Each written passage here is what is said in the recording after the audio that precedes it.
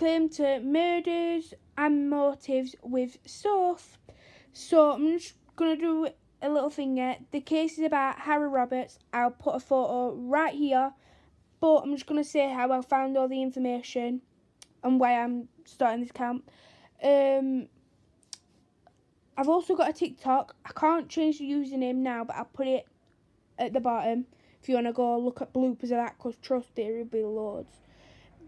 How I found the information of this, it's true crime.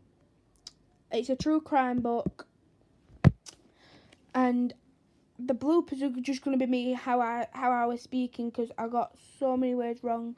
Like I couldn't even say accomplice. I still can't even say it. But yeah, I'll insert a picture of the book. I also googled some of these, so if it's not all correct, but I just want to say I'm going to be as respectful as I can for the officers and the officers' parents and like all the officers' family, like all the officers as family that had lost their life. And yeah, so let's get into it. So Harry was born West End, London. Also, if I say anything of these wrong, like the names or the places he lived or like anything like that, it's just I can't really read that much, and I'm reading it off a piece of paper that I've written down. So yeah, Harry was born West End, London. His dad was also called Harry Roberts, and his mum was called Dorothy Roberts. They ran a pub in West End, Essex. There is no information about him having siblings, so I don't know if he had any like siblings or if he was like an only child or anything like that. But before I finish it, so they had a pub in Essex but lived in London. Let me flip the page because I've written quite a lot down. This is getting into the actual crime they committed and stuff like that. Harry committed the crime of murder in 1966 when he and accomplices shot and killed 3 unarmed police officers. That to me is like really quite like sad because like they were unarmed as well. He was convinced of murder in connection with all 3 deaths and received 3 life sentences. The victims, they was called, sorry if I say these wrong, like I've said, I'm not really good with like names and stuff like that, so if I repeat it a couple of times, I just want to make sure I say them properly to show respect. Sergeant Christopher Head, Detective Dave Womwell, and Constable Jeffrey Fox. The officers had approached a van connecting Robert, I know his name's Harry but I'm just saying his last name, and others after they had been in armed robbery. Robert shot 2 of the officers while an accomplice shot and killed the 3rd. Robert was sent to 3 life sentences and served 48 years before being released on parole in 2014 for his good nature. Harry was 35 to 29 years old. I researched it twice and it came up with 35 and 29, so he was in that age category. He is still alive to this day. I didn't research anything of where he lived now. This is the motive. They planned to rob a rent collector, but a routine police check in Bragbrook Street, a stone's thrown through the wall of Wormwood Scrub. So that was the motive. To me, the motive, they were gonna rob, so like they would have been took anyway. but put them officers that had to live their life. It was so unfair and upsetting, because at the end of the day they were just doing what they were meant to do. But I'm also going to put a picture of, if I've not said it before, Harry Roberts in one corner. I'm also going to put a picture of the newspapers, like the newspaper thing, on there. On that August afternoon, Harry Roberts had car thief in mind.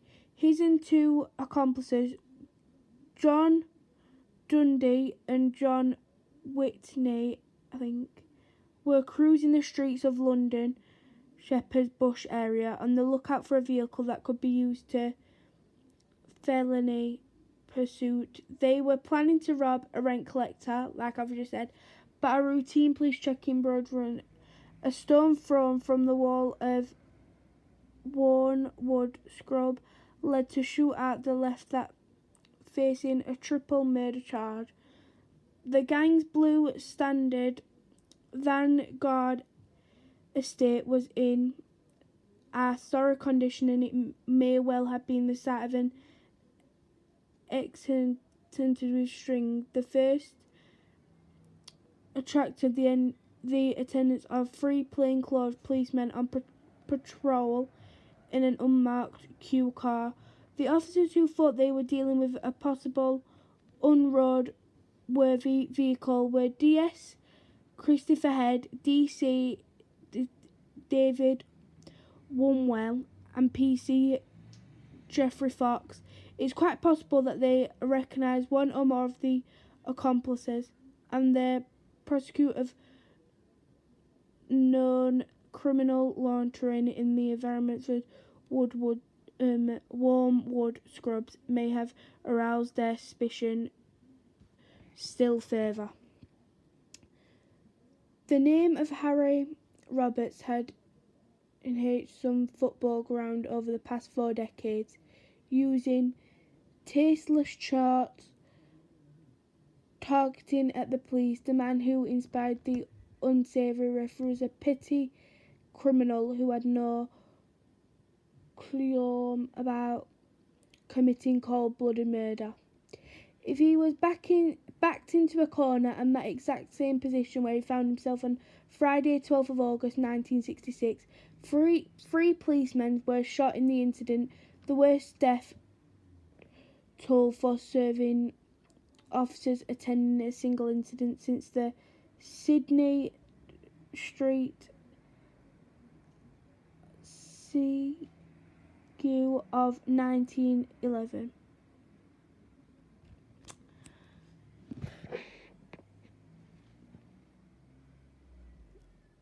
The event in newspaper related to grim events a child witness had started to the police officers.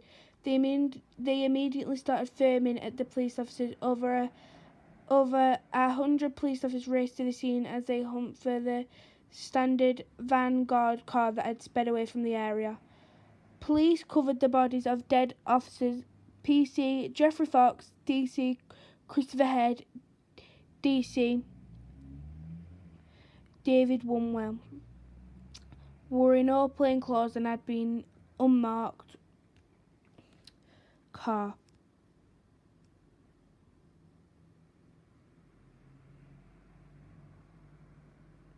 Stunned local residents, including several children who had witnessed the shooting while playing in the streets, watched as police examined the scene.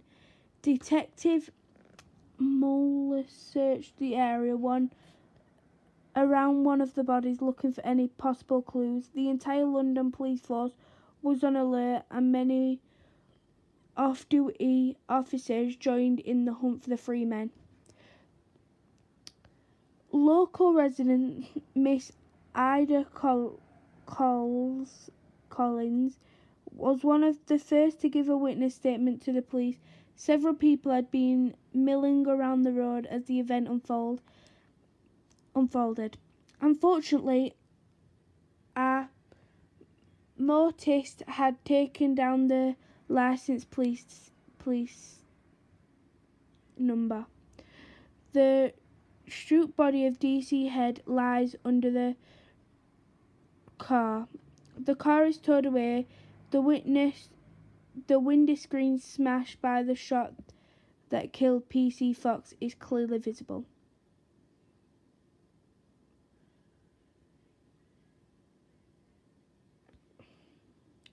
That to me is really, really sad. It's just not something that should happen. Let's see anymore. Head and Wumbel approached the car to question the drivers. I've not written anything else down, but I'll also see if I can research any more about this case to do more of that. But I'll also do like a part 2, but this is the case of Harry Roberts. I'll put a picture of the book and Matt on the screen. Goodbye.